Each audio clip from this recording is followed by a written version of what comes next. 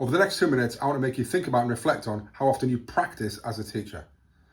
Now, in certain professions, whether it's the sports, the arts, music, etc., we know that the very, very best continue to practice constantly to make sure they refine, their own skill set.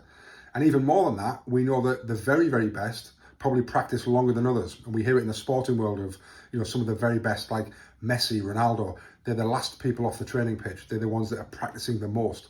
And that repetition of skill, etc., until those skills become automated. And I've talked about skills and automation previously and how important that is for us. But then when we think about it as a teaching profession, how often do we actually get the chance to practice? It's very, very difficult. And because it's difficult because we don't have necessarily a practice arena. We go live 4 or 5 times a day. However, when I ask teachers this and I say, how would a tennis player get better? They would normally all come back to me and say they would practice.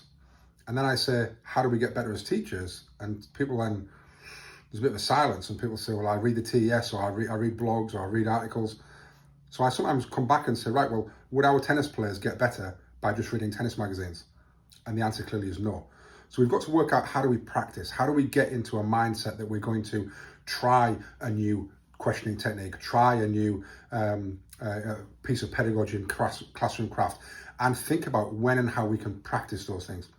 Now, I wouldn't advise practicing it with your most difficult class, but actually thinking about how often do I get a chance to practice?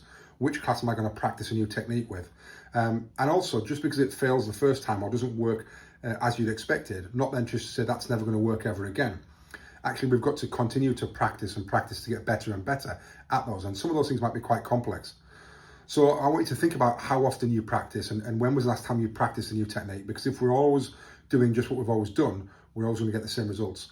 So think about, what do you want to practice? When do you want to practice it? And not just practicing it once, but having that mindset that the more I practice it, the better I'm going to get at it, the more automated that skill is going to become for me and the students, and that practice should be a real tool in our teacher toolkit.